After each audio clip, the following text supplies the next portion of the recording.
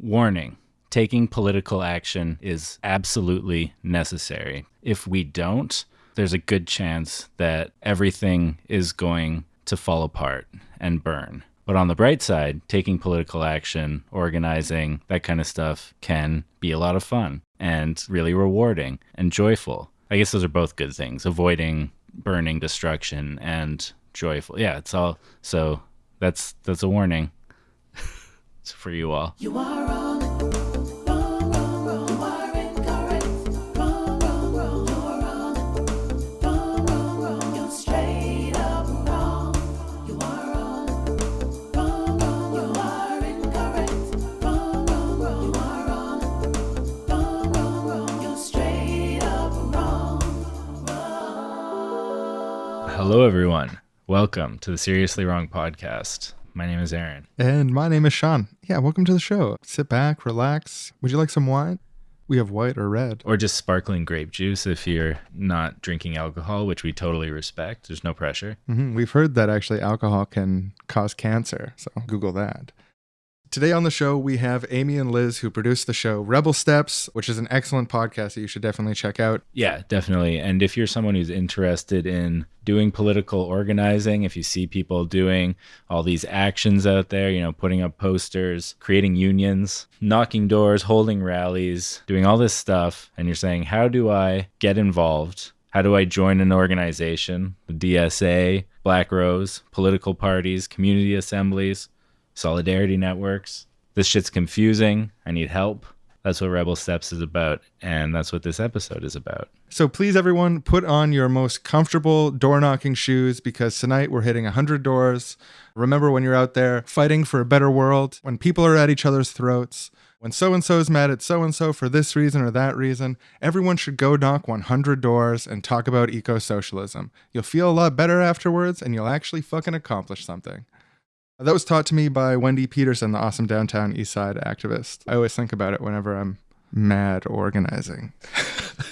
And then I go knock those damn doors. Mad angry or mad, unhinged? Yeah. Angry, yeah. Oh, okay. When I'm mad unhinged, I do not door knock. I go online. Good. This episode is brought to you by people who think you should literally never organize ever?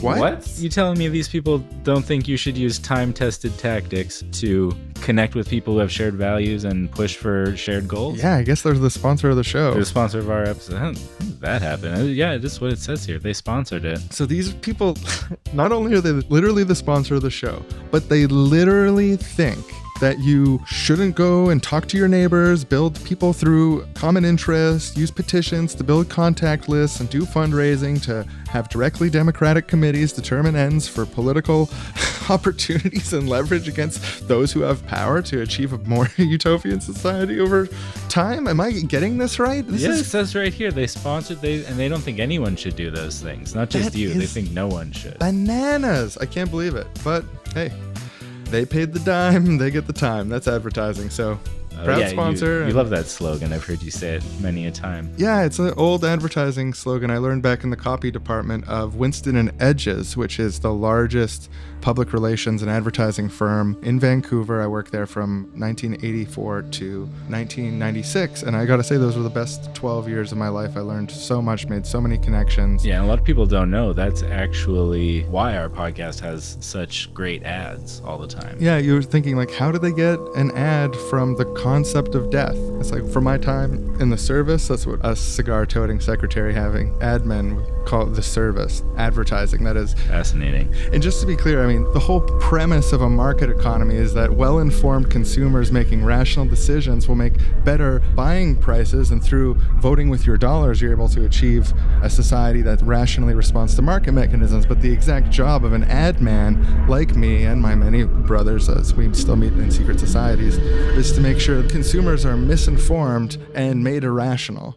So, at the functional heartbeat of capitalism there, folks. That's the sponsor of the show was actually something else earlier, but the phrase reminded us of the. So yeah, the you truth. pay the dime, you get the time. That's what we say in advertising when you get a weird ad and you play Yeah, it. even if you're confused by it, you play the ad. Because they paid the dime, they get the time. They're saying you shouldn't organize, and they're the sponsor of the show. Contrary to the spirit of this episode, but we gave it platform because we know our ideas are stronger, and they paid us, and they paid the dime, they got the time. So maybe first, if you don't mind, introduce yourselves and what you do within Rebel Steps. You want to go first? Sure. Hi, I'm Amy, and I'm the producer of Rebel Steps. I'm Liz, and I'm the host and also co-producer of the podcast. And we're sisters, if that's interesting, if you want to include that. I think it's interesting. What is Rebel Steps? What is this podcast that you do? Rebel Steps is a podcast about taking action and about building skills. So it really came out of a moment right after the 2016 election where there were a lot of articles being written that were like, all you have to do is like read this book or donate to this organization or call your senator. These are like the main things you can do.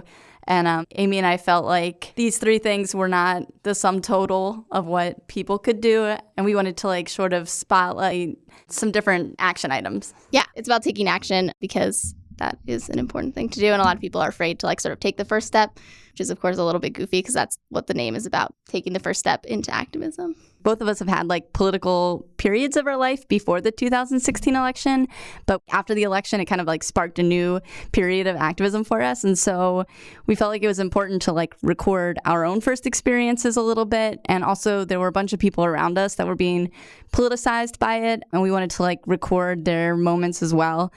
Just because we feel like there's a lot of media around people who have like already been involved for maybe like 10 years or 15 years, and they might not remember what it's like to step into a room where they don't know anyone, or they might not remember how difficult it is to like engage with new ideas. So we kind of wanted to record what we were going through and what our friends were going through. It's really cool. I listened through the first season of Rebel Steps and I really, really enjoyed it as like interesting like clips of interviews with organizers and just broad concepts that come up within organizing and that emphasis that sort of goes through it around encouraging people to action and encouraging people really, really crucially to believe in themselves as like the foundation of action. I think every episode ends with you saying, believe in yourselves and each other. And I think that's just like the most wholesome thing in the world. And it's so crucial to like organizing. Why do you think it is that people have trouble having confidence organizing? I think it's scary to do anything new. And so doing organizing is new for people. And then it's also some of these spaces can be really intimidating. So like going to a meeting for the first time or going to a march for the first time can be, it's just sort of a scary, intimidating thing. Yeah, and so a lot of the podcast was influenced by this book, Hegemony How To, by Jonathan Smucker, who was an Occupy organizer in New York. And he talks about how the term activist is actually a fairly new term and how it hasn't been something that has been used for that long. Like earlier, you had people being called like socialists or suffragettes, but recently we've had this rise of this term activist, which has really made it feel like being an activist is somehow a role that's different than just being a person in your community that cares about your community. So we really wanted to like push back against that. The first episode is called Be an Organizer. And it's sort of this idea that like anyone who wants to make their community a better place can do it. And it's not like a specialized role. It's not something that you have to go to grad school for. It's something that like we can all do by sort of pitching in and trying new things out. But I think it's like pretty normal if you hear the word activist and to be kind of like, well, I don't know. I don't identify with that word. Like I'm not an activist yet. I haven't done all these crazy things that everyone's doing. So we really wanted to push back against that. And I think letting people know that it's normal to feel intimidated by the word activist or that it's like a very normal reaction to feel like you don't identify with that word was a huge part of why we made the podcast. Yeah, the way the media talks about activists sometimes too, like it really puts it in this space of like, oh, they're crazy and they're just like out there demanding things that don't make sense and they don't have any like cohesive, they're just holding up signs that mean nothing and they don't want to actually do anything. And when you just mentioned the word being new, it's also kind of portrayed in a specific way sometimes that isn't very positive. What's the sort of difference between an activist and an organizer? Like you're talking about be an organizer. Activist is an intimidating term. Organizer seems like a pretty intimidating term also. Like when I have talked about organizing to Aaron before, he's been like, what is organizing? Like, what does that even mean to be an organizer? It sounds like this. I organize my house sometimes. Like I like to tidy up. Is that it? Yeah, it's like this big frightening, like I'm going to sort human beings and then point them towards the ends of universal human emancipation. What's the distinction there? Or how do you look at it? I don't know that I feel like organizing and activists are necessary. I think they're just sort of almost two words for the same thing. But I think we talk about organizing because to me, it like says more of like what you actually need to do, which is like get people organized to do things in like kind of a structured way. I think like organizing at the most basic is just like getting other people to do things. If you're participating, you're maybe just showing up. But I feel like you become an organizer when you actually sort of make other people able to be involved as well. Yeah, I think I use the terms activist and organizer pretty interchangeably in my everyday life, though they have different connotations, I think. With organizing, I sort of see it as the place where tactics and strategy meet. So you'll have people who are like really into certain tactics, like we just need to be out in the streets, or we just need to be doing mutual aid. Like this is the specific thing we need to be doing. And then you have people who are like really thinking about the strategy, the long-term plan. And I think organizing is where you're taking these tactics and putting them in a reasonable order to help you achieve your strategy. Like it's sort of connecting the dots between these two things that are sometimes kind of put in separate buckets. And then as far as like what organizing actually looks like day to day, it can mean so many different things. And one of the things in Rebel Steps that we tried to focus on was sort of talking about what those everyday things might look like. It might mean going to a meeting. It might mean going to an action. It might mean supporting people who are in jail, like so doing jail support after an action. It might be all these different things, but the actual act of organizing is sort of putting them in order and making them part of a bigger movement. Yeah, no, that makes sense. Like putting all these chaotic elements into, as you said, an order. That's a really helpful way to think about it. Yeah, I'm sort of tempted, my intuitions anyways, is like activism is sign waving, marching, like that sort of like public idea of activism, where organizing is like the spreadsheets and the phone calls and making people come out to events and like all the invisible stuff that happens behind the scenes. Like when you have a big protest, it doesn't just like spring forth automatically from all these people like all agreeing that it's horrible to do a military invasion of Venezuela for no reason. But it actually takes people, you know, making posters, sending emails, scheduling, that sort of stuff. Yeah, I mean, I think sometimes I can get a little frustrated with people who come into spaces where we're trying to do organizing and are just like, well, why aren't you doing more just getting into the streets? And it's like, well, we want to do that when it's important and when it's strategic, but just our small group of like 20 people going into the streets every day, it doesn't even matter how many days in a row we do that. It's still not getting us to the next level that we want to be at, or it's still not bringing new people in. And looking for that difference of like, you know, not just taking action, but also finding ways to connect more people to that action and to like bring more people into it and to move forward as a group. And the stuff you were saying about it being spreadsheets and email and stuff is something that comes up a lot because people are like, oh, some of this is boring, or like some of this is not, like, it doesn't feel glamorous. But it's like, yeah, it's not glamorous always. It's like most of the time you're just like, okay, hey, everyone, don't forget the meeting is on Friday. I guess people get pulled into sort of radical politics and stuff, and they want to have these climactic showdowns with the police, and they want to like, we're going to have this rapturous conflict with the state where we free the people somehow. But then the actual like day-to-day of it is Excel spreadsheets. Yeah, even that, if you want a rapturous day of culmination or something, you got to plan for that. It's not just going to happen out of nowhere. Yeah, it's an ongoing struggle. Yeah, actually, how do you, that's something I've run into with organizing with activist groups too, is like a person swings by the meeting, they haven't done anything, there's no sweat equity whatsoever, they haven't contributed to anything that's hard, they haven't even seen the trajectory of the group over the months that it's taken to get where we are. And they're like, why aren't you doing this? We should be doing this. Or like, you should be doing this. And it's just like, how do you deal with that as an organizer when someone's just being sort of like low-key shitty, but they don't even realize the type of shitty they're being because they think they have it all figured out, but they don't actually do anything? Oh, yeah. Well, it's funny because like Amy and I are having like we're having some frustrations with some of the open groups that we're a part of because of this, but we've kind of promised ourselves we would try not to like get like too bogged down in the weeds around it. But I mean, at this point, I'm like, I don't know if I handle it super well when people do that, because it's those people often play into this narrative of like, I'm the most radical because I have the most critiques of the action you're doing. And a lot of times that kind of forces a bias towards inaction.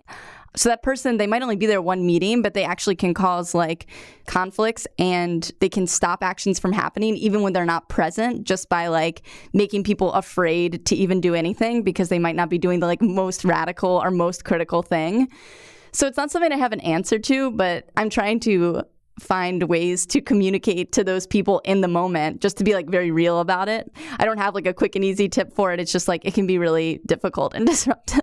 Yeah, that's something we're talking about in season 2 a lot more. Like, so season 1 is a lot about sort of like, here's stuff you can do on your own to start getting involved. And season 2 is a little more focused around groups and like group dynamics. So we're going to be talking about like decision making and conflict resolution and things like that.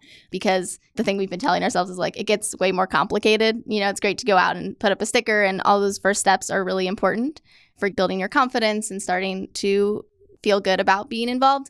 And then it just gets so much more complicated when you're trying to work with like a big group. Oh, something I should mention to people who haven't listened to Rebel Steps before, one of the things that makes it a really great show is it's really smooth listening. It's also really short episodes. It's really bingeable. Like if you've got a job where you're like on a assembly line or whatever, where you can like move your hands and listen to the podcast, like you can listen to the whole first season in a day, and there's just like tons of great insight in there. So I'd encourage people to go check it out. There's a lot of like really, really interesting aspects to it. When's season 2 coming out? To be announced. Last time we made the mistake of setting a date for ourselves a little before we wanted to, and it was a little intense towards the end, but I would say sometime in the fall. Mm-hmm. We're working on it. We're making progress. And also it is very short. It's 2 hours total listening. If you listen to it to like on a faster speed, which Amy and I often put our podcast on like 1.5 speed, you know, it's an hour and a half. That's easy. Yeah. I feel like it's got a vibe that like I could share it with my mom or my sisters and stuff who like are outside of politics and have them take something from it. It's really, really good. Thanks so much. Yeah, that was definitely like part of the goal. Like when we were figuring out like who our audience for it was, people who went to the Women's March was sort of like the thing we had in mind.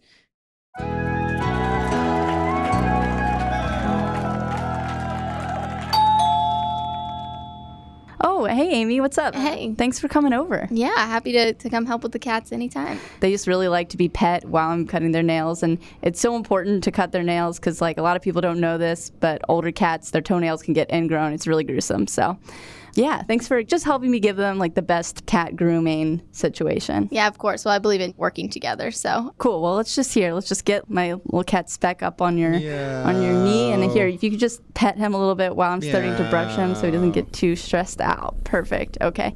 It's great that you're here because I was just thinking about the conversation we had about organizing the other day. And I found this really great group that were organizing kind of the way we were talking about, like we should be organizing. They were just using a lot of really cool tactics. And I just wanted to tell you a little bit more about it. Yeah, I'd love to hear about it. Cool. So the group is called ACT UP, which is an acronym for AIDS Coalition to Unleash Power. Have you heard of them? I have, but I didn't know that was an acronym. How interesting. So they're a direct action advocacy group that started in the 80s to really support people with AIDS and impact the way that AIDS was being addressed because it wasn't being addressed fast enough. And here, actually, before I get into it, if you could just kind of hold Speck's paw out for me, I'll just start trimming his nails a little bit. Oh, yeah, just like this? Yeah, perfect. Great. So in 1987, ACT UP formed. They had like 400 people when they formed.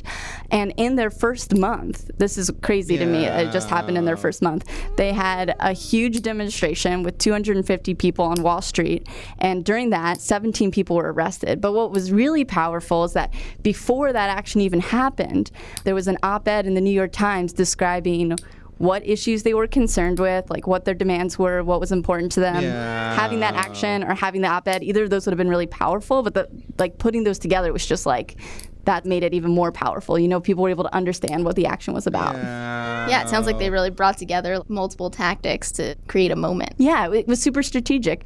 You know what? I'm just going to give Spec a little treat really quick because he's doing such a good job getting his nails done, don't you think? Oh, yeah, just lovely. He's really, I don't know why you really needed me to come help you out. Well, it's just, I want him to have like a relaxing time. And you know how much he loves being held. It's true. Okay, so there were a couple more actions that really stood out. So one was in April of 1987 on tax day, actually on April 15th. They did a big action to the audience of people filing their tax returns. So like before the internet, which is like, I know, impossible to imagine, but you had to go to the post office to do your taxes. And so everyone was lined up, and the news would always do a news report on people lining up to do their taxes at the last minute. So they kind of seized this moment where they had a captive audience and where they had members of the media just already there. And they used it to launch the Silence Equals Death project, which like unveiled the pink triangle on the black background as their logo, and they also were just using Silence Equals Death as their slogan. So they had this like really powerful logo, this really powerful statement, Silence Equals Death, but they had like a huge action to kind of put it out there, and so the media had to report on it, And I just thought that was like so strategic and so important to like pair all those things together. Yeah, it sounds like they did a really good job, and like I definitely have seen that around, so it must have had some longevity too. Yeah, for sure. Cool. Well, I feel like Spec's nails are all done now, so you wanted to move on to Taven, my other cat. Let me just put her down over here. So she gets so stressed out. I'm just going to give her a treat right out of the gate just to head off any stress that she could possibly be experiencing right now. So in October of 1988, they had one of their most successful demonstrations. So they actually shut down the FDA for a day. And they did a really good job of researching very specifically what was wrong with the FDA's regulations around new drugs treating HIV and AIDS. And they were able to like give a really precise list of demands. Like, these are the things we need to change. And that precise list of demands had a really big impact because the FDA and the NIH, like the next year, started kind of implementing some of those demands. And so I think this really shows that like you can have a big action, but if you don't have demands, it's really hard for people to know how to respond to your action. And there might be people who are like sympathetic to your cause, but if they don't know how to act, then they might just get kind of frustrated and not want to like join your movement, Totally. It sounds like they had a solution in mind, and they put that out there and used a lot of pressure to like make that happen. Yeah, and it's like you and I have talked about like the spectrum of allies, how there's like some people who are with you already and some people who are against you, and there's all these people in between, and we're just trying to like encourage those people to like be allies, like be on our side. And it was cool to see how it's just so much easier to like start taking action when somebody gives you something to do, like help us do this really important thing. I just feel like there's a lot we can learn from them. Yeah, definitely. Really impressed with all the tactics they've been using. You know what? I'm just like so excited about that. I'm just going to give both Spec and Taven another treat. Just bring them in on this moment, this like moment of like this epiphany that we're having right now. Yeah, totally. We should celebrate.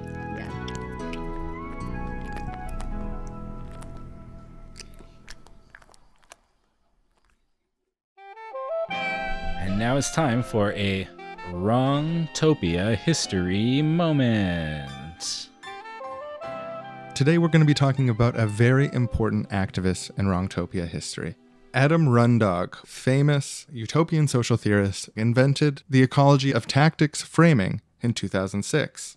Comrade Rundog proposed that political action could be seen through three complementary frames: entryism and game playing, narrative and interpersonal work, and prefiguration or actualization. And these three things together were always present in all tactics, and they would sort of lean on each other. So just give an example of like a tactic, and I'll show you how the frame works. Okay, a tactic. How about electing a socialist politician at a local level? So electing a socialist politician at the local level engages all three spheres of the Rundog ecology of tactics system. Now, in order to elect a socialist, you need to do a lot of narrative and interpersonal work. That means face-to-face conversations with people, talking about the candidate and how they stand to benefit under the realization of his social well-being policies. There's also an element of game playing, that is recognizing what does it take to get on the ballot as a socialist? How are elections won? What sort of systems does it take to win elections? You have to fundraise and so on and so on. That's sort of the game playing and entryism part. And your ultimate goal is to become part of this parliamentary body of some kind and then have access to the resources of that body as a result of that.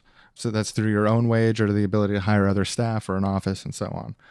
Also, when in power, you're trying to actualize and prefigure the world that you desire in the outcome. So a good socialist local politician might create ample public housing, might create a universal daycare program, might bring about a more universal version of healthcare, or increase the welfare rates. These are all things that are steps towards that sort of ideal outcome and are prefigurative in a sense, but could more accurately be described in this context as actualizing the world that you want to see.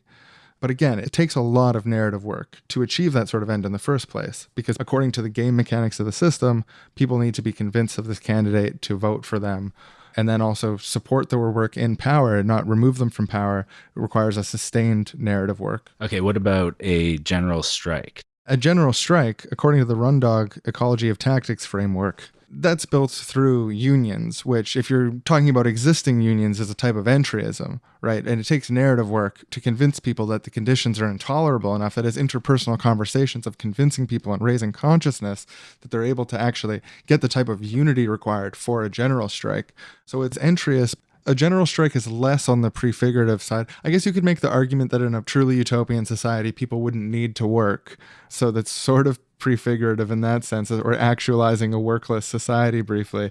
But that's sort of a stretch. I think general strike is low on the prefiguration and high on the power games, high on the entryism, and high on the narrative work.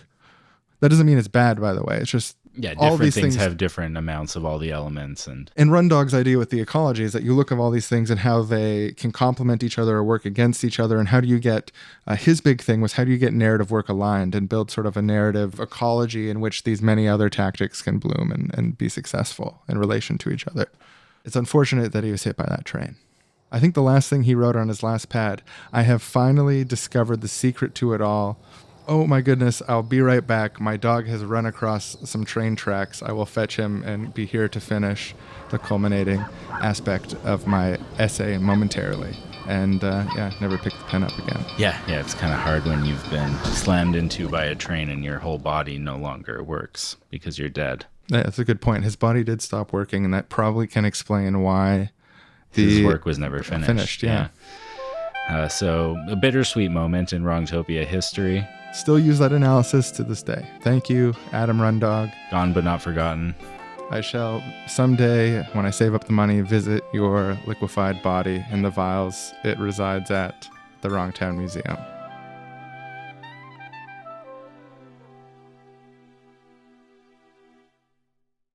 You're involved with the organization MAC, that's the Metropolitan Anarchist Coordinating Council. What type of work does MAC do? Great question. Having a little bit of a crisis about that. Oh, no, are you having democratic discussions about the function of the democratic organization? Because that can be so deadly, where a group is having an existential crisis through meetings where they're debating the very premise of the organization. Yeah, that's exactly what's going on.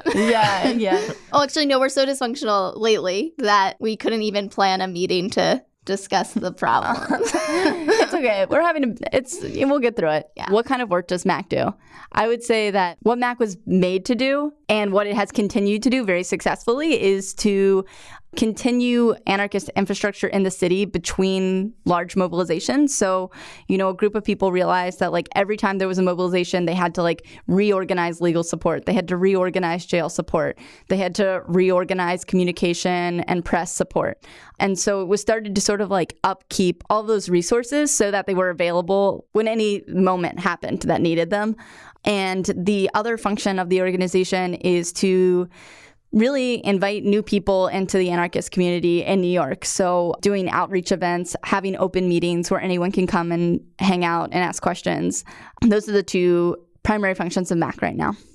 Our general assemblies are sort of like a town square kind of for the New York anarchist world. So a lot of different organizations will come and either talk at the meetings or have breakouts at the meetings or meet new people. But they've kind of just become the sort of large melting pot where anyone can come kind of meet new people.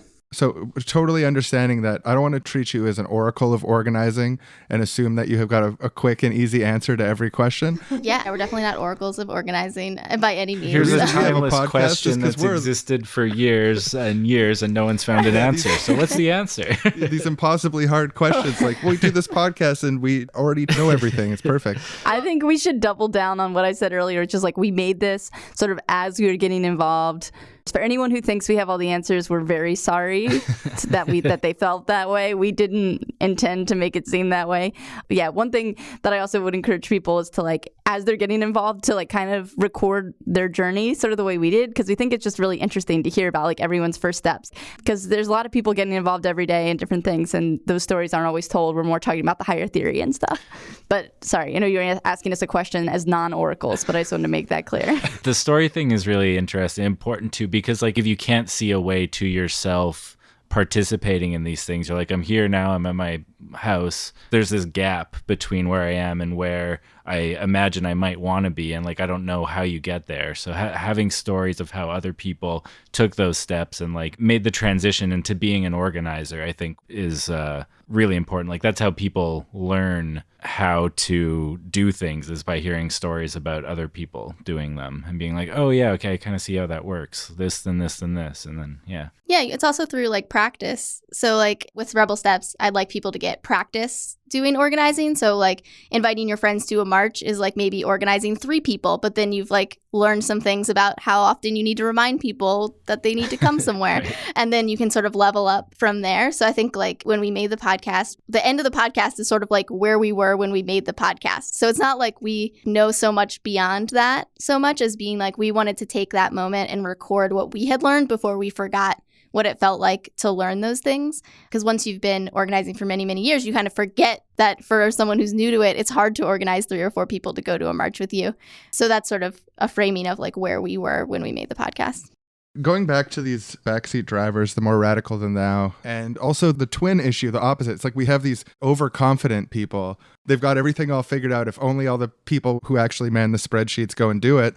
And then you have people on the opposite side that are like, I can't see myself doing this. It's too intimidating. You have on one hand a confidence deficit, and then on the other hand, like this surplus of confidence in places where it doesn't belong. I guess I'm trying to think. Redistribute the confidence. We need to redistribute the confidence. I don't know. I think I want to live in a post-scarcity, confidence post-scarcity world. I guess that's part of the job of an organizer too, is to like take people who are on the verge of being able to participate and like convincing them that their voice is welcome and that they have contributions to make. But is there anything that comes to mind on how we move people from those lower confidence stages to like higher confidence stages? If someone in our audience is like, I'm an aspiring organizer, oh, I realize now the 2 parts of my job are to do things and ask other people to do things. How can I ask other people to do things better and increase their capacity to do more things? One is to like just be encouraging when people do take small steps. So like at MAC, we have like a greeter. So when people come to the meeting, there's someone there to welcome them. And we have someone called the question comrade. We have an orientation at the meeting to let people know what's up. And then at the end, we introduce the question comrade who's like, oh, if anything was confusing during the meeting or anything, like come and ask me. So I think really acknowledging that like not everyone knows what's going on. They might not know the jargon, and being really like friendly and welcoming to encourage that. It's like you showed up and we're like happy that you're here. So we're going to like support that. I like to call this radical hospitality, just like being nice to people.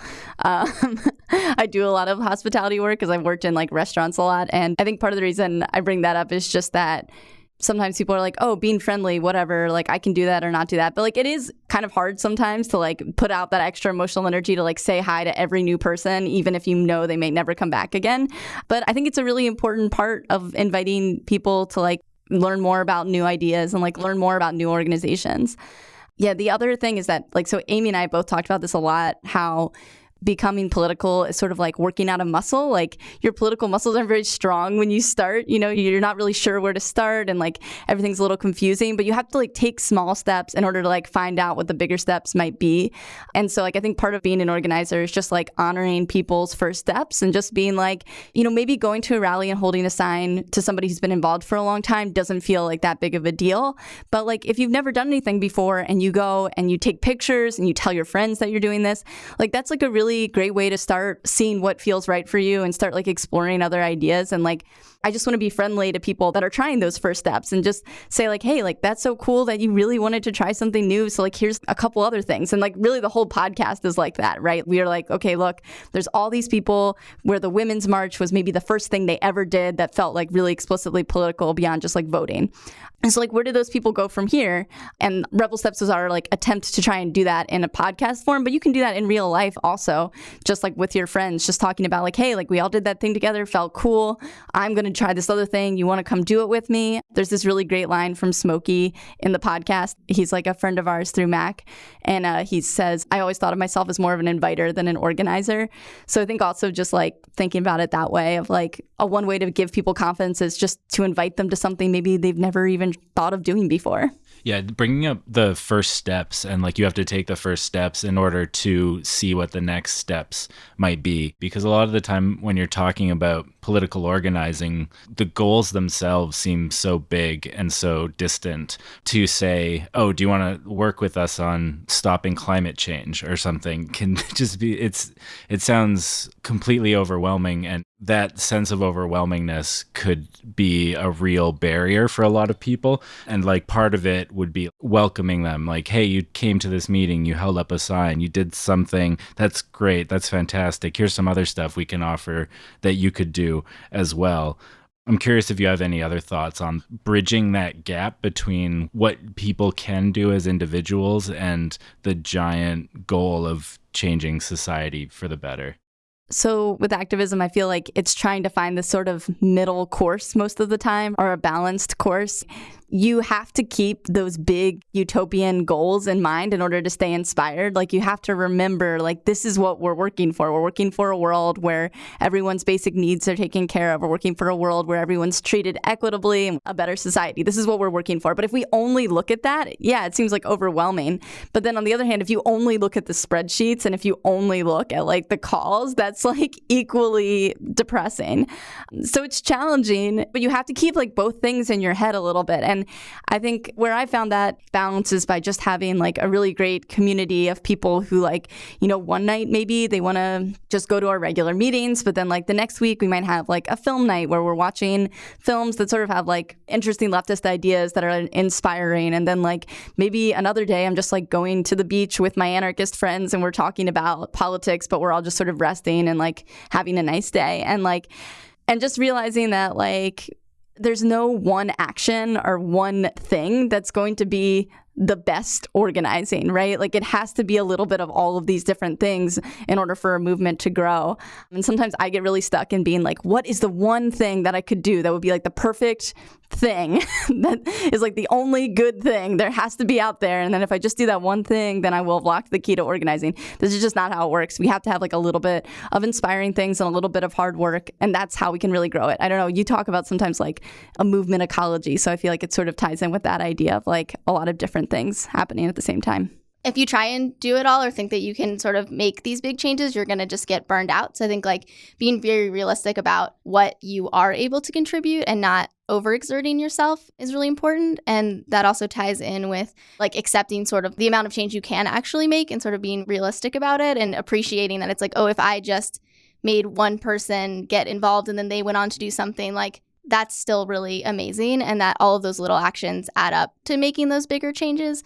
No one person can solve these big problems. So of course it's overwhelming to think about if you can solve those problems, but we all have to like do it together.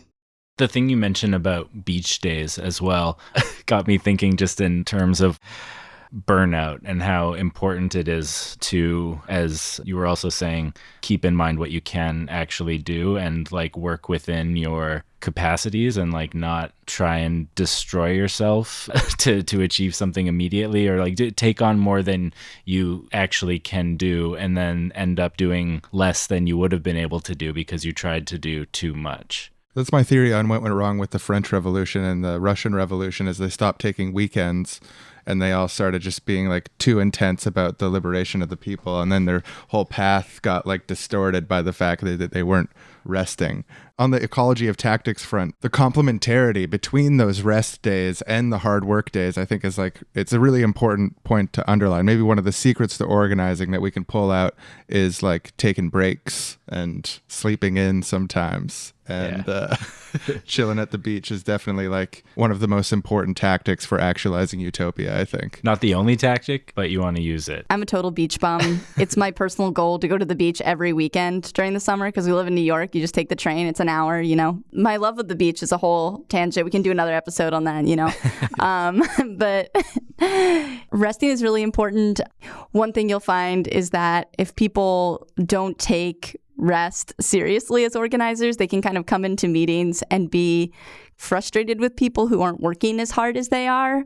Just like, well, I've been doing this like every day, and now you have an idea who haven't been doing this 24/7 for your entire life, And so also, I think it's this thing too, where it's like if you get too kind of like in the weeds on everything all the time, and you're just like only thinking about how important the movement is, you kind of end up like isolated from the people around you and just in sort of a bad space. And like I've had moments where I've gotten like too wrapped up in certain things. At one point I had to make a list of every individual task I was doing and be like, okay, wait, which of these can I actually like give to somebody else? Because everything is kind of out of control. Like my personal life isn't in order, but I'm just like prioritizing only my political things. So I like made a very detailed list and was able to hand off a bunch of these tasks by doing that. So I would like definitely encourage anyone who's like, wow, I'm on the cusp of like just having a total breakdown, to just be like, oh, okay, like take a minute before then and try and get rid of those tasks before you like spiral out and can't do these things. It was a good moment to like stop and reflect on what I was doing. Well, this looks like as good a place as any to set up the old beach parasol for a little bit of relaxing with all my anarchist comrades. Thanks for bringing the parasol, y'all. Yeah, it's good to sit in the shade when we come to the beach to enjoy the sun. I need the shade with no hair. It's like I yeah, keep out of do the you sun. have to put sunscreen right on the top of the head? Yeah, but I try to wear a hat. A little community self-defense from the solar rays, Can you imagine if we were neoliberal about it and everyone brought their own tiny umbrella? Like, that wouldn't work at all. Oh man, what a disaster. I feel like this is a good time to bring up, I brought a little cheese, some blueberries, and crackers, and I just want to share that with everyone because, yeah, I'm not shitty. I'm not a neoliberal. I'm a sharer. That's me. Are you attacking me for bringing my own lunch sandwich? Like, I can share it or whatever. I just thought we'd all bring their own. Whatever you want to do with your food, that's you. I just want to say I'm sharing my brie. So I'm cutting my sandwich into quarters, and everyone can just help yourself. Not a neolib. You can keep my quarter. I think you're hungry. And so I need to confess that I only brought one book just for myself to read. Really want to apologize for that. Oh, no worries. I just want to lay in the sun and relax. I'm not here to read. I'm not here to think. I read on my days off, and I'm actually reading about an activist called Ella Baker. It's her biography of her whole life, talking about how there's many phases of being an organizer. That's what I find relaxing. I'm just going to watch, like, the water and stuff. A true beach day, not, oh, I'm researching for the revolution. Just beach day only, please. That's just so great that we're all attuned to what we need and we're asking for it. And it's so great to be part of such healthy revolutionary culture, just like a great community of people supporting each other. In the book I'm reading right now, Ella Baker is all about group-centered organizing and working together. So that's basically like what you're talking about. Right now, it's just talking about how when she was growing up, she was really influenced by her grandmother, who was telling her stories about slavery and leaving the South. And then when she grew up, she moved to New York for a while and started organizing there. She seems like really cool. Wow. Thanks for sharing that. I think I just want to like make sure that we're letting everyone relax in their own, yeah, of course, in their own way. So just Like, totally. I mean, it's just one of us brought a book about Ella Baker. 3 of us chose to not bring a book about Ella Baker, and that's something we can all. It's super interesting, but it sounds I just interesting I'm for brain sure. dead. I'm gonna go ahead and open up the cheese just for anybody who wants it. Don't mind if I do. Maybe I'll eat some of this delicious I'm a cheese. bit Thanks as so much well. for bringing it. Yeah, you're I got welcome. 2 sandwich halves to eat, so I'm gonna stay out of the cheese, but it looks great. So you bringing the sandwich means more cheese for all of us. Yeah, I snapped earlier. I don't know what I was thinking, y'all. I'm sorry about the whole sandwich thing. I'm just a little hangry, sorry. We all make mistakes sometimes, and we learn from them, and we grow as people and as organizers. So that's cool, Oh, I couldn't help but overhear what you were saying about growing as organizers. Ella Baker, after she moved to New York, worked with the NAACP for 15 years, which is like super long. And she started out working there as a secretary, and then in 1943, she was named the director of branches and started really pushing for decentralization of the leadership structure in the organization. And as director of branches, she traveled all over the country and formed a lot of relationships that seems like might be important to her like later down the line.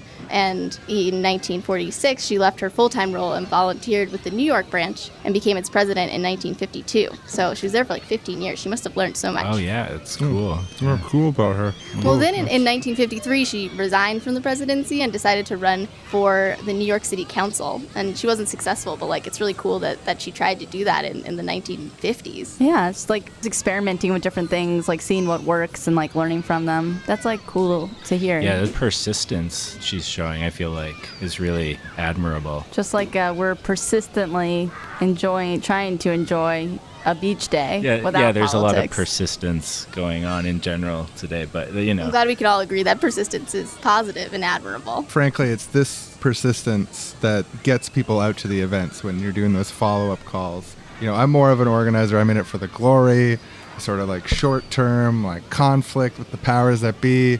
Behind the scenes, oh, come out to this event. Hey, how are you doing? Blah, not for me. Yeah, we all know that. It's so great to have so many different skill sets in our little community here, you know, people who want to go out and do the big things and people who want to do the behind the scenes educating their comrades on a peaceful beach day. You know, we really need the whole ecology of tactics here, you know. That's what we have represented on this beach day. People who bring their own sandwich, people who bring cheese to share, many different types of organizers present. But I think we make each other stronger, you know, we learn from each other. Yeah, totally. Speaking of learning from each other, after trying to run for city council, she ended up working with the Southern Christian Leadership Conference, and she was hired as the associate director, the first staff person. At the time, there was actually like mostly frustrating because she really clashed with a lot of the top-down leadership because she had such a focus on decentralized leadership and group-centered leadership. She persuaded them to invite a bunch of university students to the Southwide Youth Leadership Conference, and that's where SNCC was formed, the Student Nonviolent Coordinating Committee, which coordinated the freedom rides of the 1960s. And her ideas about group-centered leadership and the need for radical democracy and social change were really able to spread through SNCC to student movements throughout the 1960s. So it sounds like she like learned a lot from growing as an organizer and then was able to like share that with new people. Yeah, exactly. It sounds like you're learning a lot right now as well.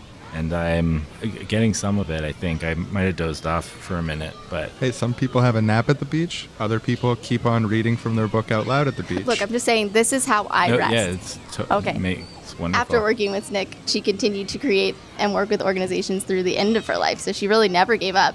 Later in her life, she helped form the Mississippi Freedom Democratic Party, which is an alternative to the Democratic Party in Mississippi. She worked on the Southern Conference Educational Fund that helped black and white students work together for social justice. And she helped form the Mass Party Organizing Committee, a socialist organization in New York City. So she really just went at it. You know, she was always doing new stuff and growing and learning from it and then applying it to new things, which I think is super cool because some organizers get really stuck in one place and they don't sort of take the lessons to the next step. Okay, I got to admit, you've inspired me. I was resistant. I wanted a day off, but this is great. She sounds like an amazing woman.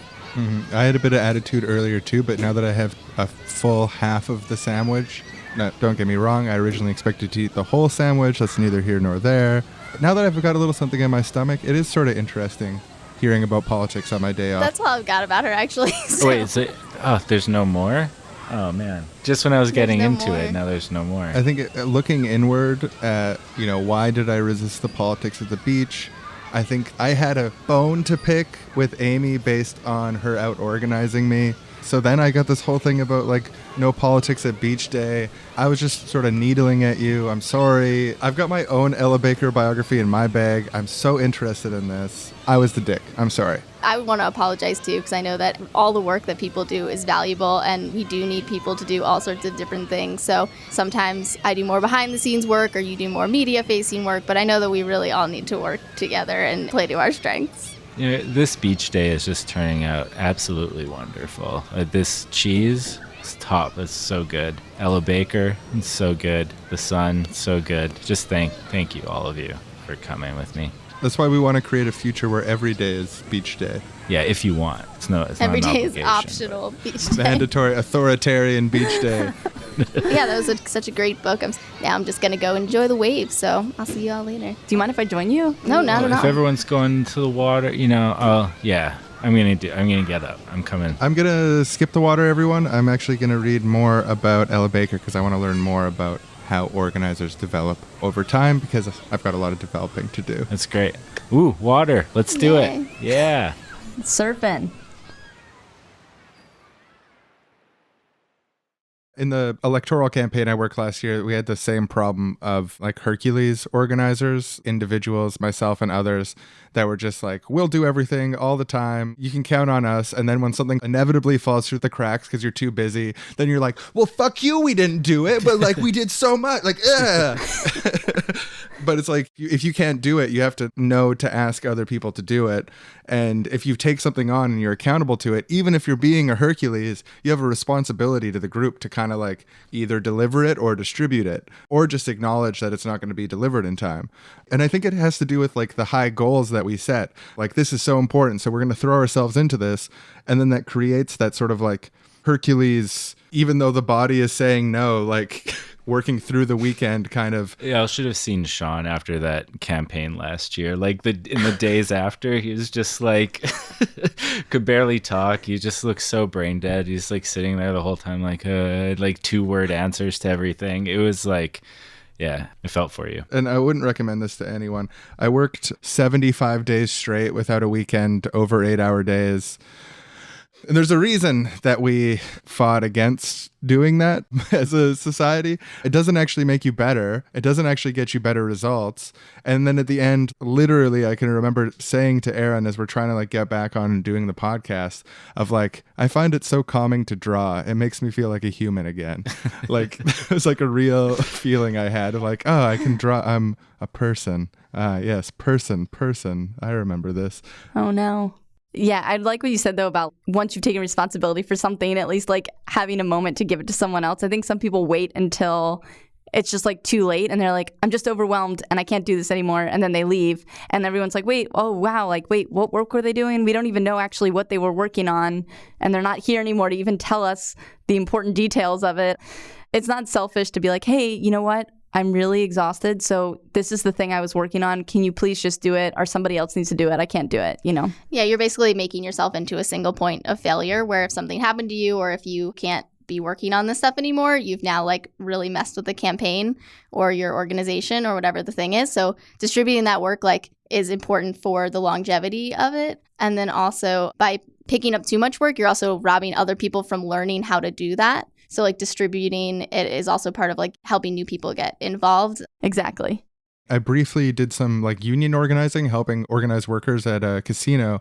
And one of the things that ended up causing trouble for us, and I knew this in theory going into it, was that if you have those single points of failure, it can be such a big problem. And that people sometimes have a tendency to like want to be that Hercules, want to be that hero and not distribute. But in union organizing, it's like you want to find sort of organic leaders that people tend to listen to and follow and then empower them to take action.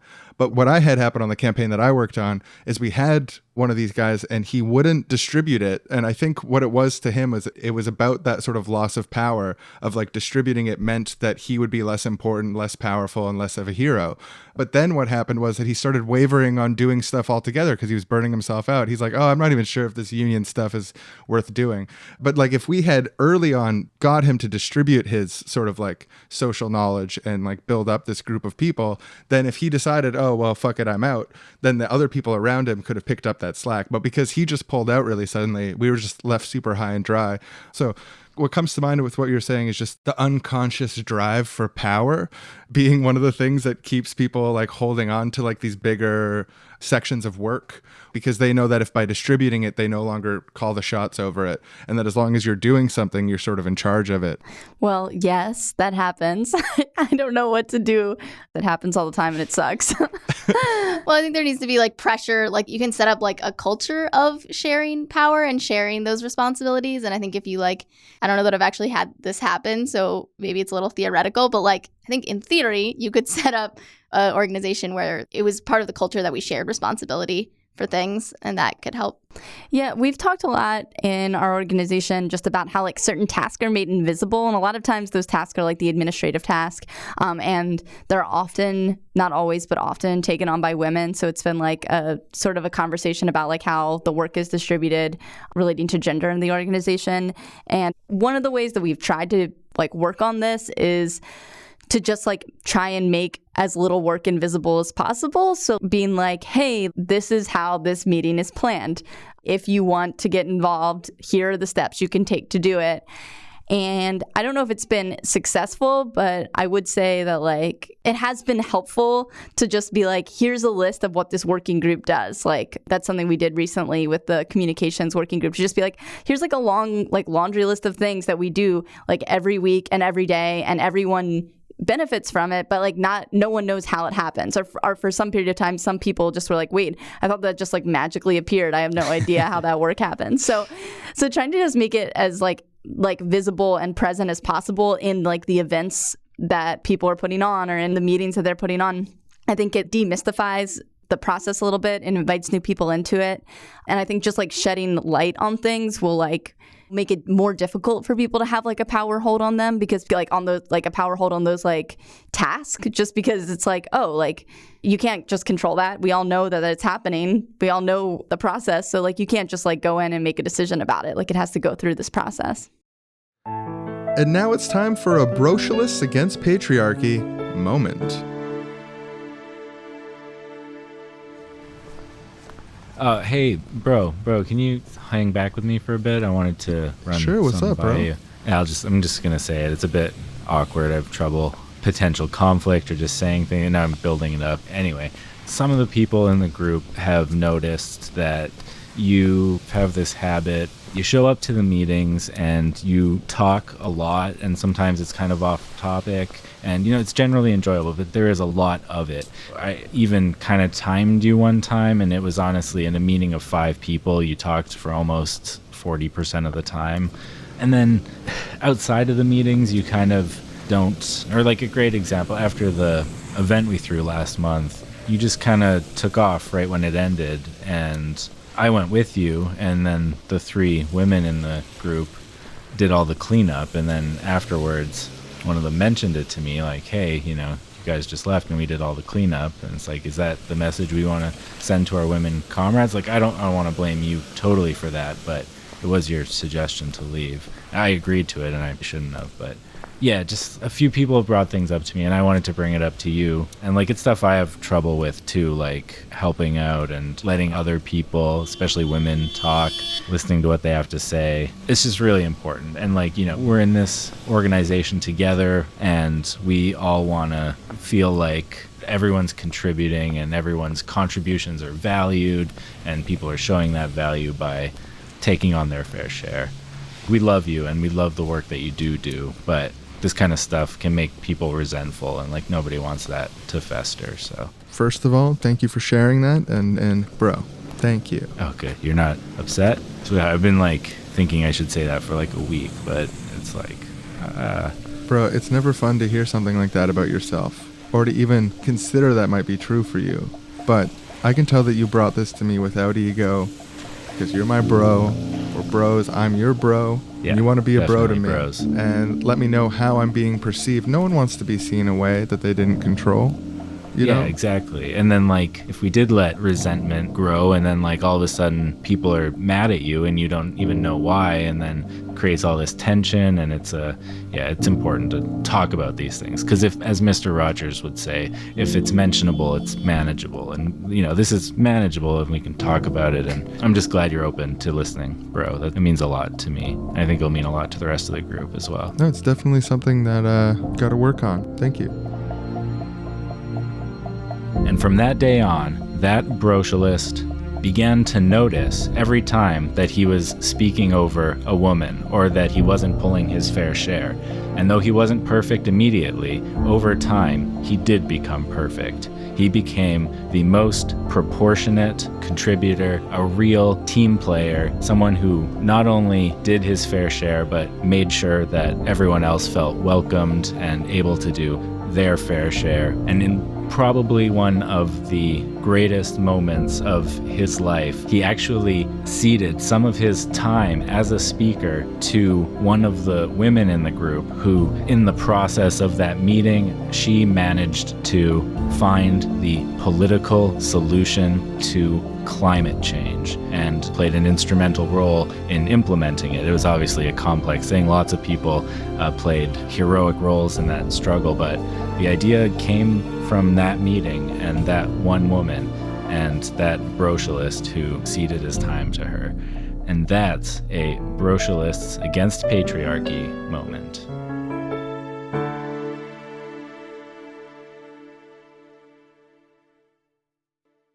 So there's the sort of day-to-day organizing of, like getting people together, inviting people out, making the phone calls, the spreadsheets, making sure that you have the lists of everyone who and what their skill sets are, plugging them into the right thing in the context of union organizing, mapping the workplace, stuff like that.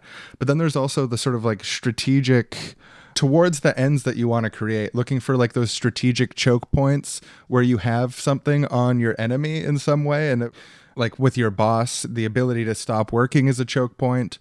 What do you mean by choke point? So it's like a place where you have a strategic ability to influence something. So like even writing or calling a politician, it's not like a sort of like choke point in itself, but politicians might have vulnerabilities that you could be aware of. Say like they're elected based on their credibility on X issue, and say, so like this politician's choke point in a sense, and maybe choke point is a weird word, but like the place where you can strategically like pull gains out of the situation, being like, what is this politician afraid of? What alliances does this politician have? Like, that's just the example of like interfacing with a politician. But like work stoppage in the workplace, Marx thought that was the choke point that would end capitalism.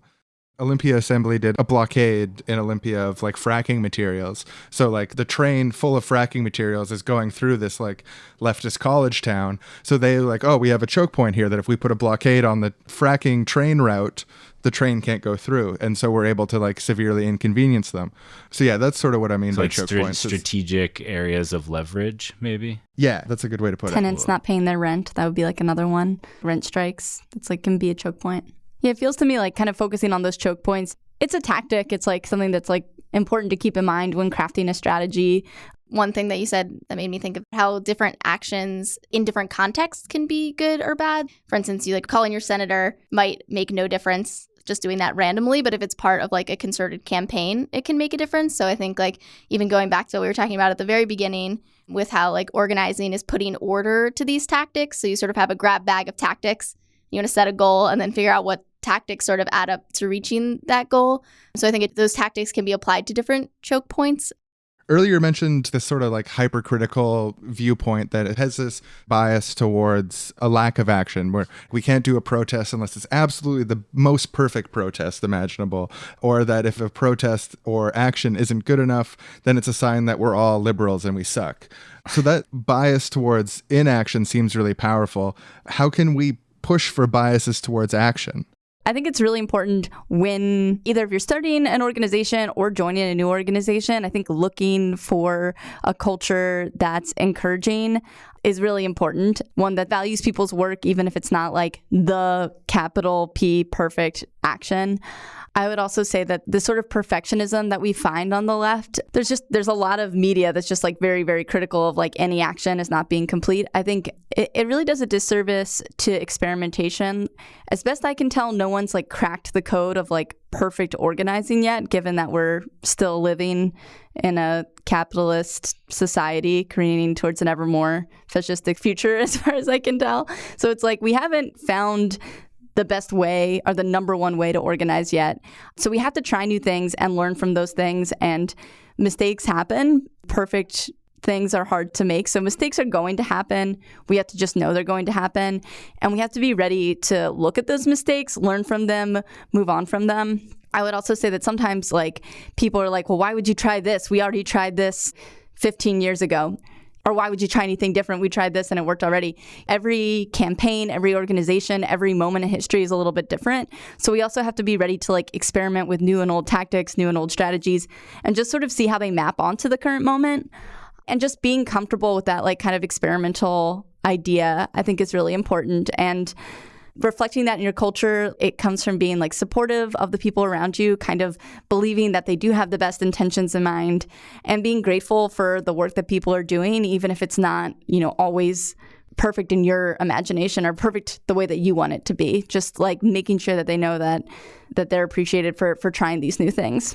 You mentioned mistakes, and I think people can be so afraid of making mistakes. And I think that's where the like kind of paralyzing, critiquing every idea so much that you don't do anything rather than trying something like comes from. It's this like, if you've done nothing and you didn't achieve anything because nothing seemed good enough, then at least you didn't fail. And like, people hate failing and they hate making mistakes and they hate other people seeing them fail.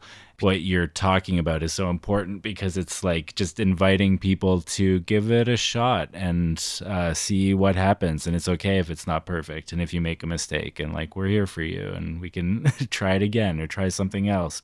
Maybe along with a Mr. Rogers theory of organizing, we can have a Miss Frizzle and the Magic School Bus theory of organizing around take chances, make mistakes, get messy. You know, sort of applying the Magic School Bus framework to your organizing life. It also makes me think of the painting guy, the Happy Accidents. Bob Ross? Bob Ross, yeah. Sometimes you accidentally mispaint, but then you still can make it work as part of the whole picture. So wholesome. Yeah, I feel like our podcast is kind of aggressively wholesome. Just imagining this sort of like set of political organizing philosophies based on children's entertainers. It's a wonderful project if anyone wants to work on that. I just feel like there's a lot of wisdom in there, and like, people want to get these like basic messages across to kids, and it's important. It makes sense too, where you have like a cultural bias towards like too much cynicism and like too much hopelessness all the time, and like this dystopian underlying current. Like, you can't show that to kids. So like, that's the one place you can find media that actually has like relatively optimistic, open-ended messages, is because it's like literally directed at children, and it's just too cruel to tell them what we all think about the world. So we like protect them from that. I'd like to think it's too cruel to just like always assume the worst also for adults, you know? I feel like the left is really into that, just like leaning into the doom and gloom sometimes. And I'm like, let's be nice to each other and be excited that we can maybe do this. You know, if we don't think we can do it, like, how are we going to convince other people we can do it? It's a hard sell when you're like very in cynicism as an organization or yourself, or as like, you're like, this is a campaign we're doing, you know, to change the world, but we know it's going to fail. So whatever. Yeah, come join us. Yeah, so fun. One of my favorite quotes on our first season was someone that said, a revolutionary must be an optimist because you have to believe that what you're doing can have some kind of effect. And it's exactly that. It's like, if you don't think it's going to change anything, or if you can't at least convince yourself it might change something, then like, why are you doing it? Yeah, it's such a sad idea. The person tirelessly working who is also completely convinced that it's all for nothing. And just, that's actually sort of a real thing though. Like, people are like, well, at least I'm not like a shitty liberal, you know, like, I'm failing, but I'm failing to ideologically rigorous standards. So that's good. Can you even do that though? Can someone like really work hard and really not believe that it's worth it? Like, if you're not even getting like a paycheck or something, like, I understand you could do it in that context, but like, what would even keep you motivated? Like, how would that, do people do that? Is that? I think people do that, unfortunately. Yeah. I don't even People do it, understand yeah. what the psychology would be. Well, like, one person comes to mind that has said pretty much that exact thing to me. And she says that she stays in it just sort of for her mental health of like feeling like she's doing something. But I don't know. It's very weird to me. I don't get it. I'm like, I want the outcome of my actions to be positive in the world. Like, that's part of why I'm doing anything. Yeah. That's the sort of tension between like expression-based politics and like outcome-based politics seems to me like it's really close to like the center of the question of like what organizing is. Or like, when you're listening to this and you're like, oh, I'm into politics, I haven't really done very much, but like, maybe I could do stuff. What does it mean to be an organizer? I want to say like the emphasis on outcome is really important, and like, it's cool to do art. It's like cool to do like have a really good sign, but like, is that sign a way to meet with other people and form networks and then build towards bigger actions? Or is the sign just like, I want to have the best sign and that's it? Not to shit on signs. I think they're great, an essential part of leftism. Something can be political without being organizing, and like, things that are political are still really great. So like, you know, self-care is political a little, or we were talking a little bit about like how resting is part of organizing, but like, self-care itself is not organizing. That's something that's maybe political and important, but it's not organizing itself. Or like making art. This can be something that's political. Art is political, but that might not be organizing. Or even just like taking time to like read a book on political theory by yourself. This is important and political, but it's not organizing. And so there's a lot of room in the world for political actions that aren't the same as organizing, but, you know, what Amy and I sort of felt when we were making this podcast is just we wanted a little more organizing in the world also, just because we didn't feel like there's a lot going on for new people who were like, whoa, like, okay, I did the political things, but how do I get into the organizing side of this? So just sort of looking at those as like slightly different things. You're also like organizing is about, for me, like multiplying impact. So when you help other people get involved and start to organize other people, you're able to do bigger things together than you could do on your own. Like making one sign is, again, it's political. It's a good first step if you haven't expressed yourself politically before, but organizing a march so that 100 people come with signs at the right moment so that the right politician sees it. And like that is way more impact. You can get more done together. Or sharing your paints and inviting all your friends over. So like 20 people make a sign with your paints that you bought. That's great. That's cool. Usufruct. Exactly. Make a paint library. Welcome to Keyboard Warrior Radio Theater. This is just a reminder that if you haven't read these 3 books, this group is not for you. And not only is this group not for you, but this movement is not for you. I don't want to spend my emotional energy explaining simple things to you. Just Google Murray Bookchin, Google Emma Goldman. We're never going to have a real movement until everyone knows communization theory. End of rant. We shouldn't be sensitive intellectuals. We should be pragmatic people. We should act. We should act without thinking. We should run out into the streets right now, throw books out the window. Books are done. Books are what built this garbage society. We need to stand up to books, and we need to stand up to the ruling class at the same time. Polysyllabic words, gone. Single syllable words from now on. We're not reading. We're not thinking. We're not getting up in our heads. We're getting out on the streets. End rant. Okay, stole my end rant ending to the comment thing, but that's okay. During the Spanish Revolution, I don't know if you've ever heard of it, it's in books. It was commonly said that anarchist books are weapons against fascism. And I would add that they are the weapon, because if you don't have the right ideas, your actions aren't going to have the right form, the right content. Your actions are going to be like an inflatable tube man flailing around, not achieving anything, just arms all over the place. You might sell a few cars that way. I don't know. I'm not an expert on that, but you're not going to bring about the revolution. And frankly, it's a privileged position for you to just assume your ideas are perfect without ever even, as you said, thinking. You've got the privileged position, buddy. Us working people, we go to work, we sleep, and then we act. We don't read. How could you use the master's tools to take down the tool shed? All you're doing when you go to the library is you're indoctrinating yourself with the capitalist propaganda, all the books that they allowed under their corrupt system, with an imperialist, colonial, capitalist mindset. Every book you read, the library is where the revolution goes to die. Hey, I just wanted to weigh in here. It seems like movements often need a little bit of everything, so your ideas and theory might actually work really well with somebody who really wants to take action and build something really cool. And maybe you didn't need to argue about which one was better, but maybe you could work together to learn from each other. Now that I think about it, I can't expect everybody to read all these perfect theory books that I do love, and that is not a privileged position. Anyone can get a library card, and it is kind of privileged to expect everybody else to know what to do while you don't think. But that aside, we do need to do things and to help, because that's important too. So I didn't think on this, but now that I've done the act of reading this post, there might be something to the idea that there's an interplay between theory and action, and to pick an extreme binary like this is antisocial and frankly bizarre. I think it's going to be a really bright future for our movement if we can all evolve so quickly. Just joining this conversation late, but I'm not excited about this. I haven't tried this out and I haven't thought about it that much, but it really seems like things are bad and they'll probably just get better if we do nothing. Please don't talk to each other, and I haven't followed any of you. I never follow anyone or do anything, but please just stop.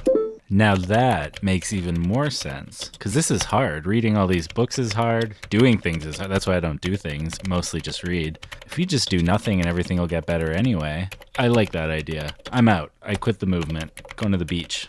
Some of the best points I've ever heard all around. We should neither study nor act. Who's got time for that stuff? I'm going to the beach. Wait, but I felt like we just had like a really cool moment together.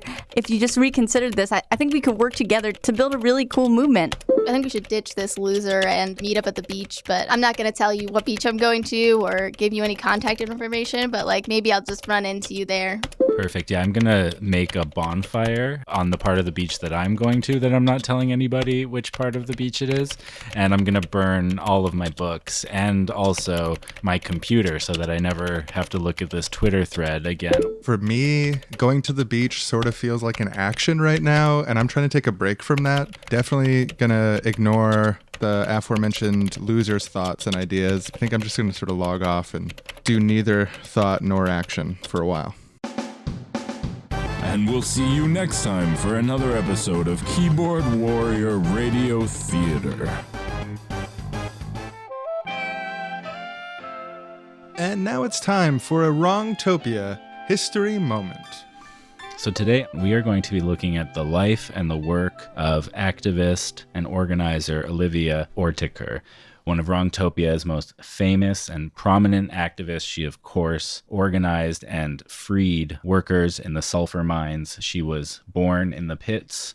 Horrible childhood, but she managed to come out of it stronger and not only escaped the mines herself, but completely reorganized the ways that they worked so that people were liberated. And when asked about how she did this, she said that she did it the same way you do any kind of organizing. You start with 4 basics. You got to know exactly what do you want, who has the power to fix the problem, what tactics might work to fix the problem, and where do we have leverage. Some apocryphal tales actually say that those were her first 4 questions when she was being raised in the sulfur mines, but historians don't think that's actually true. Another element central to her organizing theory, the phrase socialize, to organize, to mobilize. She would say that you can't expect people to march in the streets together if they don't even know each other's names. Treat one another with kindness and decency, have fun together in addition to working. But probably her most famous contribution was more psychological and narrative-based.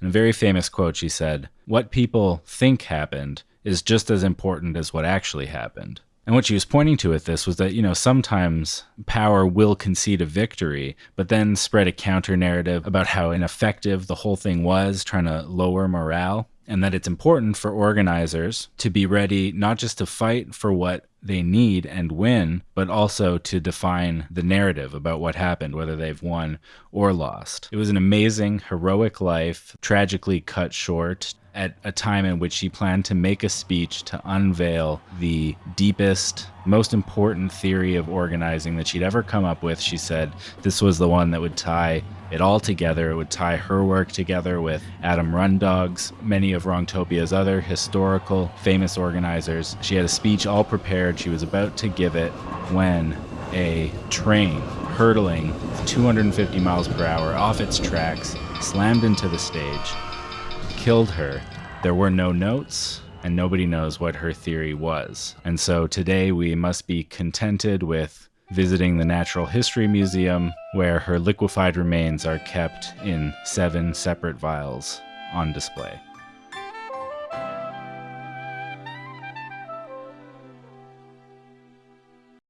I'm just imagining someone listening who they're intrigued about organizing. They're like, oh, but I live in stupid Winnipeg. There's no organizing going on here. There's nothing for me to plug into. And I want to tell that person, yeah, there is. Check it out. Google housing Winnipeg. Try to find networks of maybe Facebook groups or like people using political Twitter tags thing and like get connected with this stuff because it's like already happening everywhere. And I think there's also like I'm going to create this new organization that's going to perfectly synthesize things, that once people follow this way of doing it, then we're going to totally get it done. But there's actually like already existing networks of good people doing good work that really, really, really need your help and are about to burn out without you. One thing that we really talk a lot about in the podcast is just like basically organizing your friends to do political things. So like organize your friends to do a letter writing night or organize your friends to go to a protest. And like one of the things that, I just want to say to whoever is listening about this is that like you're especially positioned to reach the people that are already socially connected to you in your life. And this is something I've been thinking a lot about lately is like not siloing my political work in like just my political meetings or just in my political organization, but being like, hey, like, this is who I am. I'm really excited about these utopian ideas. And I don't want to just say to my quote unquote normal friends, like, well, you're not my political friend, so like we don't have to talk about this really important part of me. So that's like one thing to think about, is that you can always just start by talking to the people around you and trying to organize the people around you. And then like some of the organizations we talk about in the podcast, which have actually been around for a while, things like Anarchist Black Cross or Food Not Bombs, these exist in many different cities, and they also are usually open to inviting new groups in. So if there's not like a Food Not Bombs or a Anarchist Black Cross in your area, you can usually start one and get connected pretty easily. So that's like another place to start. As far as like anti-authoritarian left organizing, there are groups which I'm not super involved with, so I'm hesitant to kind of like, I just don't know exactly how the process of getting involved works, but things like Black Rose or DSA, Libertarian Socialist Caucus, these have, in the US at least, like a presence in multiple cities, and they are looking to like open new branches of those. So those are like also places where you, even if you don't want to be involved in those organizations, you might be able to find like resources on starting a like-minded group in your area just by like talking to them about how they like to open their federated groups. But yeah, I mean, Google's great. On the other hand, there's so many different groups to get involved in too. I mean, we push this in the podcast also. Like, there's usually some group somewhere near you that needs more people or would be interested at least in talking to you. They're out there. Yeah, I think the chances that there's no organization for you to join wherever you are is like extremely small. So go looking for Facebook groups, go looking on Google.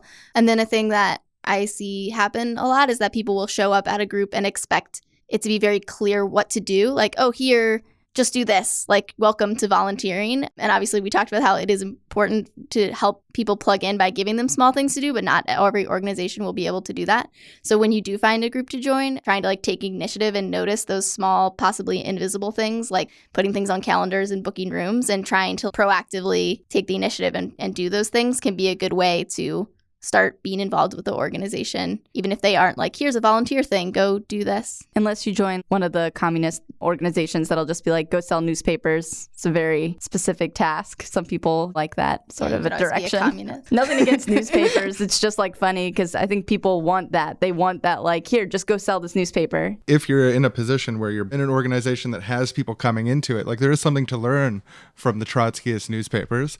It's great to have something that just anyone off the street can immediately do and feel like they're part of the process. It's interesting because on one hand, like if you're at the level where you're organizing large amounts of people on behalf of a group, we should be ideally looking to create those types of situations. But for the people who are just getting started organizing, it's good to have a word of warning that that's probably not going to be there. So like it's like we're giving the same advice to two different groups of people in inverted ways. This is the thing too, is like a new volunteer for an organization. And I've got this experience myself as I'll like shoot an email and be like, hey, I have these skill sets. I'm totally willing to help. Just let me know and I'll volunteer for you to do this project.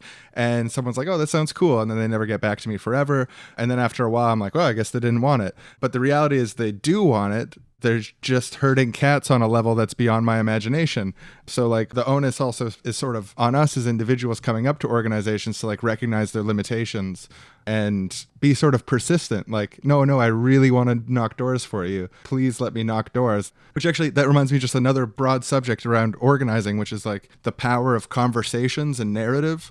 And I think on the left, we often sort of like forget the fundamental unit of politics is conversations. The fundamental unit of organization is conversations, whether it's a conversation to, hey, come paint these signs with me, or hey, come out to this event, introducing people to ideas or things that they can do, not just doing things, but asking people to do things. Mao said, power comes through the barrel of a gun. But I say, that's wrong, Mao. Power comes through the barrel of a conversation. That's my version of Mao. Barrel. I think my version of this idea is maybe the real revolution is the friends we make along the way. You know, inviting people to be part of the friendly anarchist group. Hey, come talk about books, and it's fun. It's not always easy to just have the conversation. I think it's actually harder to have like just a lot of friendly conversations sometimes than it is to like just send emails. And I think it's just because emails feel more like work. You're like, oh, I'm doing this really important political thing because I'm like doing something that feels like work. And then you're just like out there talking to people and it's like, oh, is this really organizing? I don't know. But I think it's important. Also strikes me as like how important interpersonal skills would be for any of this. Like you're talking about how fundamental conversations are. But okay, but let's take the principle of complementarity here and help explore this, because maybe there are people who don't have like extreme social skills. They aren't willing to go out and knock doors. They aren't willing to go talk to strangers and be like, hey, we should have a fundamentally different society. Throw your feedback at me. I'm ready to take it. That's not a conversation that everyone's going to be like super comfortable in. But I think the overall principle of complementarity, there's different things that people can or can't do. The work of organizing, like you said, is making sense of it all, putting everything in the right place, and having cultures that allow people to like move towards the places where they can be most valuable, use their skills. We want as organizers to push people's comfort level, but like not too much where people are doing things that they're like fundamentally unwilling to do or unfit for. But yeah, stuff like the spreadsheets, phone calls, emails, and stuff like that. There's like a spectrum here where people can be met where they're at and plugged into different places. Totally. I think it's also like letting yourself do the things you enjoy. So like there's all kinds of different work to do. Like I think Liz said, sending an email feels a little more like doing the work of organizing. But like I think there's plenty of people who would say that a conversation felt more like doing the work of organizing. So doing the things that you enjoy doing is a big part of it too, which also helps fight some of the martyrdom or the like burnout. If you're like, oh, I'm doing this because I enjoy it and I get more energy from doing this, that can be a lot more positive than doing the thing that you're like, oh, I have to do this. I'm doing this because it has to be done. Really interesting stuff and an awesome podcast that everyone should check out. Before we wrap up here, is there anything else to our aspiring organizers out there that you want to make sure that they know? Well, I'd say, just believe in yourself, trust one another, and get organized. That's all you got to do. That's lovely. Thank you so much for coming on the show. Thanks for having us. And now it is time once again for a Wrongtopia history moment. Today's Wrongtopia history moment is going to be focused on the famous poet and activist genius Ski-Berg II. They are famous for their three-part phrase on how to organize effectively in the workplace. Map 'em, scare 'em, escalate 'em. Now, Genius Ski-Berg II, they were involved in all sorts of action, tenants unions, workplace unions. They also organized protests, speakers, participated in a zine for years. And actually, now, a lot of Genius Ski-Berg II purists don't like to admit this is true, but Genius Ski-Berg II did run for city council and came so close to winning. And it's fascinating to think of what could have happened. So Genius Ski-Berg II's three-part thing broke down like this. When you're organizing a workplace, make a map of all the people who work there and try to figure out what their relationships are. This is useful for you. Who are the smokers? Who speak Spanish? From that, you can be like, okay, well, we have these older Spanish-speaking people who work in this one department, so we need to find someone who can talk to them, and maybe we'll get to them because they're a smoker, and through the smoke pit, we're talking to all the smokers and getting them sort of radicalized around it. So this framework of mapping is very common now, but originally traced to Genius Ski-Berg II. Number 2, scare 'em. Your boss is more easily scared than you think. If you're taking steps to organize, you can do things to throw off your boss, like breaking protocol in unusual ways. If you're well organized, right, even something as small as like wearing a button to work or something like that, the same button, it's unsettling. It shows that you're all unified. Or you can go and like eat lunch in a different place. Instead of all eating in the break room, eat in the courtyard at once. Do things that throw them off. This demonstrates to your employer that you're organized and you're willing to take action. And finally, escalate them. When you're organizing a workplace, as Genius Ski-Berg II taught us all, take a series of actions which increase in intensity over time. You start with something small, actions that are easy to take, like signing a petition or something. And then from there, you turn up the heat slowly over time. You deliver that petition to the boss all as a group. You all wear the same clothes. The benefit of doing this is building solidarity and morale amongst people in your workplace. If you go too big, too fast, and play your biggest cards, people on your side might be scared to take action. And Genius Ski-Berg II taught us that actually, if you start small, you get well organized, you all start wearing the same smiley face pin to work, then you do a petition that you deliver, and so on and so on. You give the bosses the impression that the worst is yet to come, and they're more likely to respond to your demands if they feel like they're in for worse if they don't. The benefit of starting small is that you can build organically and build the support of your fellow workers. Unfortunately, as many of you know, Genius Ski-Berg II earlier this year. Now, this is an ancient history. This is recent stuff. Yeah, it's rough. It gets all of our emotions up. Genius Ski-Berg II was doing what any of us would do, blocking a train that was full of vials of the liquefied remains of famous wrong-topian activists. Yeah, and you know where that train was going? Yeah. The Sky Cities, where only the rich could view the vials. So those motherfuckers were taking our vials, the people's vials, of all the liquefied remains of all of our most famous activists to bring to their museum and a sky city for the rich. And know what? Genius Ski-Berg II and friends and comrades stood up to that and said, no, we're going to block that train. Those vials belong to the people. We're going to set up a blockade. And good luck getting those vials of human remains to your billionaire sky city. Not on my watch.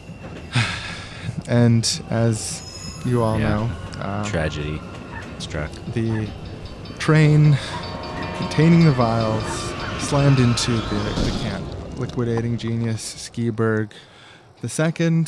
Their liquidated remains were collected in vials that day and transported to the Sky City floating above Wrongtopia.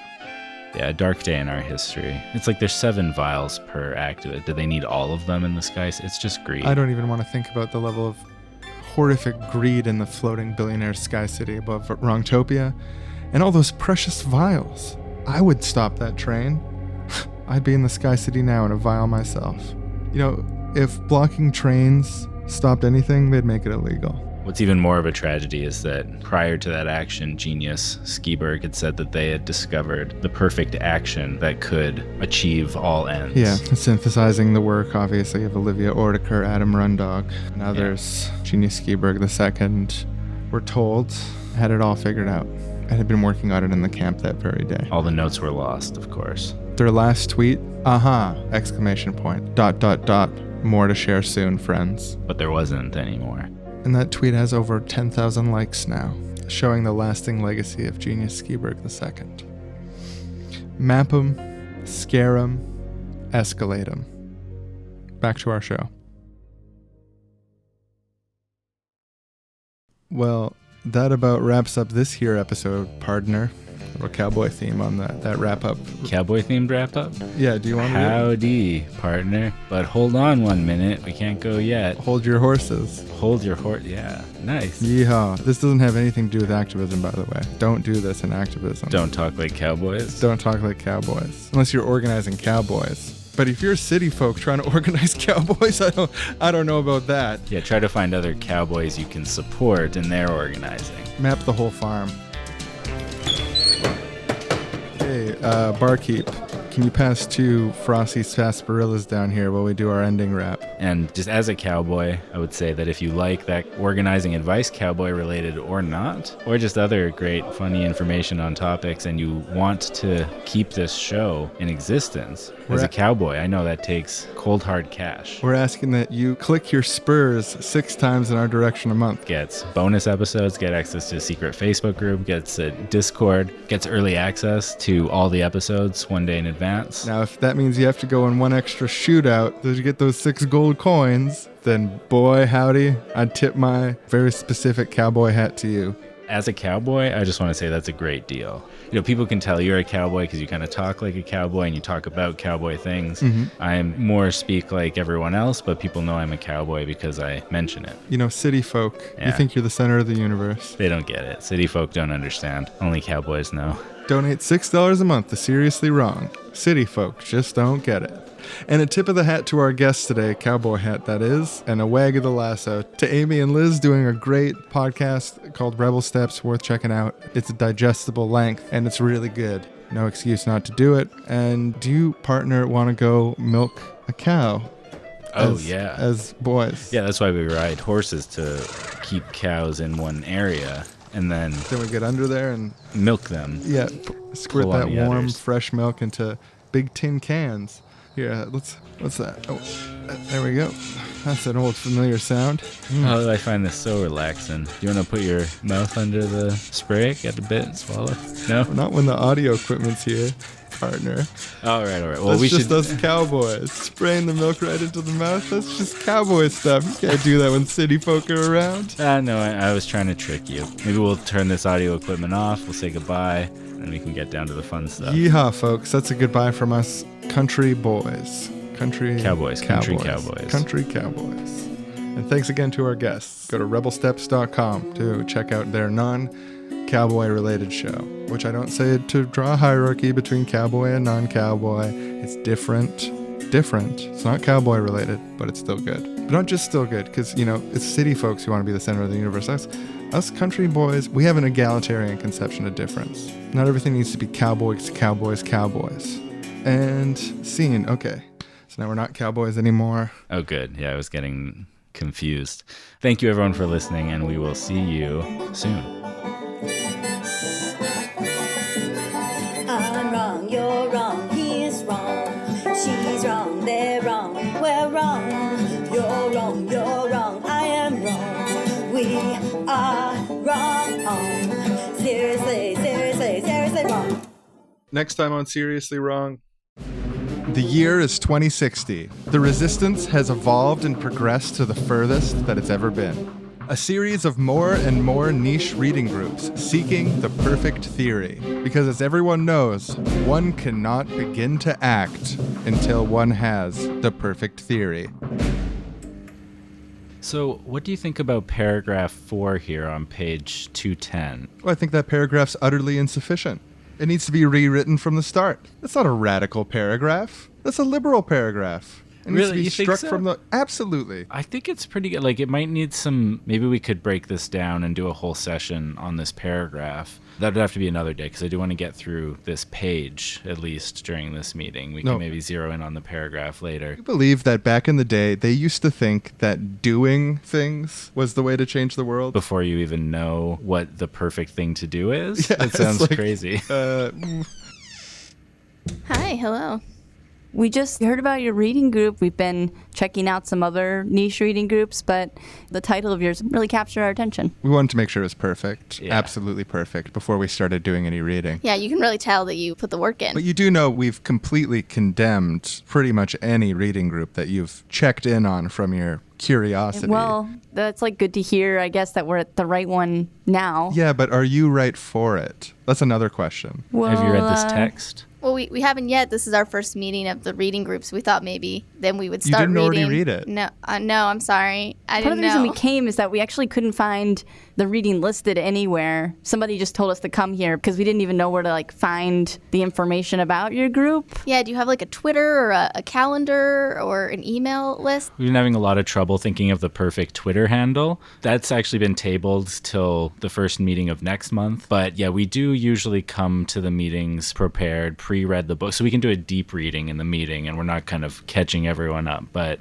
you're new, so, we can maybe let that slide. With gritted teeth. Would one of you mind just writing down or telling us what readings to do? Or is that something that you could do if you don't want to put it online? Yeah, we're just trying to get involved. We love when people want to get involved. And then we love testing to see, should they be allowed to get involved? Having some Oh yeah, you watermarks. don't want imperfect people involved. And just being honest, a lot of people who come forward to the reading group and we just look at stuff objectively as we can and we're like, hey, look, you're not a good fit. You're condemned. You're basically an enemy. I'm not saying that's going to be the case for Well, you. maybe we could tell you what we're interested in, and then you can let us know if we'd be good enough for the reading group. That's not in the paragraph of the book we're reading Yeah, stop right the whole now. meeting for that. That's a little bit needy. Well, now that you suggested it, sure. We want to be open. Yeah, the wrench is already in the gears at this point. Might as well let the whole system break down. I'm so sorry that we interrupted. We're really trying to help. We're interested in trying to make a difference in the world and improve things for people in a concrete, basic needs way. Maybe if we work together with other niche reading groups, we could have more people involved and spread ideas further. I don't know if you've heard the phrase, a rotten apple spoils the bunch. Now, if you could imagine every reading group as an apple, and all of the reading groups except for this one spoiled, it's even worse than the idiom goes. many, many bad apples will spoil the one good apple. That's a better phrase. So we have no interest in this unity stuff. We've written fierce polemics and perfect polemics against them. Oh, yeah, just as bad as the fascists. That was the title of my polemic. We need to figure out exactly what counts as a basic need, what people deserve and don't deserve. So before we spread any ideas or share resources with anyone, we really need to just zero in on this paragraph here. If we maybe get this meeting back on track, iron this out, because if it's not ironed out, then the whole house of cards could fall. You need ironed cards. It seems to me like it would be good to maybe start meeting some people's basic needs rather than just holding off until we know what all of those are. I'm not really sure why we would just wait and just keep talking for the perfect thing. It seems very impractical. And I mean, like, if we look around, I feel like things are getting worse every day. Like, I know that, like, you're still allowed to have your reading group. Other things like housing or like healthcare, seems like they're actually getting like harder for people. The police state is just getting stronger. We're just careening towards an ever more dystopian future. And it's hard for me to think that the perfect theory that you're looking for is like really more important than even just like getting involved in other and ways. as things get worse and worse and worse, people will say, I need to start a reading group. And I need it to be absolutely perfect. And I need to completely destroy anyone who's a member of a reading group close to mine, because they're as bad as the fascists.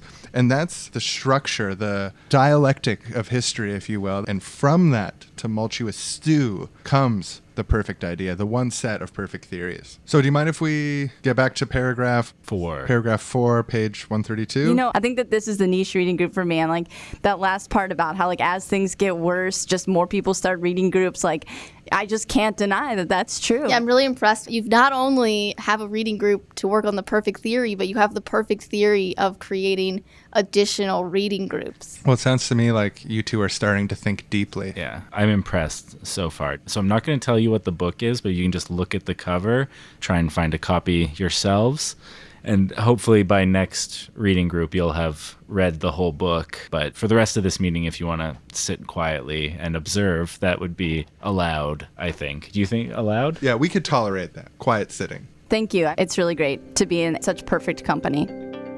And so those 4 already perfect leftist activists eventually found the perfect theory, and once they did, everything clicked into place, as history inevitably does, because things had gotten bad enough that everyone joined the reading groups, and then they all called each other out, and the good reading groups were separated from the bad reading groups, and then everyone knew to join the good reading groups, and the people who were still allowed to join the good reading groups because they were good enough expanded the good reading group to the size that they were able to bring a fight fundamentally to capitalism, patriarchy, xenophobia, and scarcity, bringing about 10,000 years of world peace with the one big perfect idea. The only way it could ever possibly happen in history. The end. It's always nice when things work out in the end. Wow. If you want us to sit quietly, that would be allowed. It's just like the most antisocial way to welcome someone to a reading group. The thing that's so hard for me about that sketch is that it's like also, it's not that far from reality sometimes. Like, I don't know. There's just like... No, yeah, like every sarcastic thing in that sketch is like a really potent critique of like real people.